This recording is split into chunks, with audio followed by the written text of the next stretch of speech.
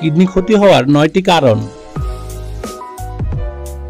পর্যাপ্ত পানি পান না করা। প্রতিদিন পর্যাপ্ত পানি পান না করলে কিডনিতে রক্ত প্রবাহের মাত্রা কমে যায়, ফলে রক্তে দূষিত রাসায়নিক জমা হয়ে কিডনির ক্ষতি করে।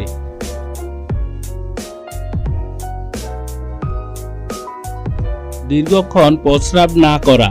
দীর্ঘক্ষণ প্রস্রাব না করলে ডাইভার্টিকিউলোসিস, হাইড্রোনেফ্রোসিস বা কিডনি ফুলে যাওয়ার প্রবণতা বাড়ে।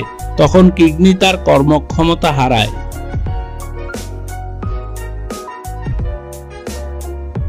বেশি মাত্রায় লবণ খাওয়া।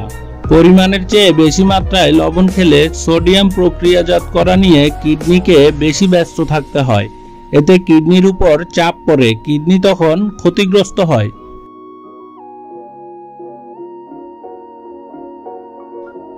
ক্যাফেইনে বেশি আসক্তি। কোমল পানীয়তে প্রচুর পরিমাণে ক্যাফেইন থাকে। অতিরিক্ত ক্যাফেইন রক্তচাপ বাড়িয়ে কিডনির উপর চাপ তৈরি করে, এতে কিডনি ক্ষতিগ্রস্ত হয়। অতিরিক্ত ব্যথানাশক সেবন।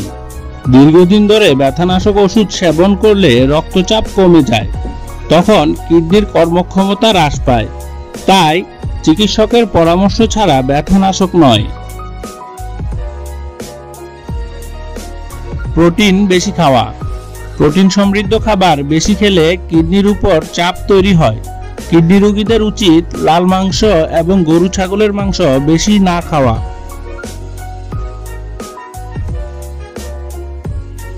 সর্দি কাশিতে অবহেলা করা। সাধারণ সর্দি কাশিকে পাত্তা না দিলে বিষয়টি অনেক সময় কিডনির জন্য ক্ষতিকর হয়ে উঠতে পারে। তাই সর্দি কাশি হলে চিকিৎসা নিন, বিশ্রাম নিন। বেশি রাত জেগে থাকা। ঘুমের সময় অঙ্গ প্রত্যঙ্গগুলোর টিস্যুর নবায়ন ঘটে, ফলে ঘুমাতে না পারার সমস্যাটা নিয়মিত চলতে থাকলে কিডনি সহ শরীরের নানা কাজে বাধাগ্রস্ত হয়। এতে কিডনি তার স্বাভাবিক কার্যক্ষমতা হারায়।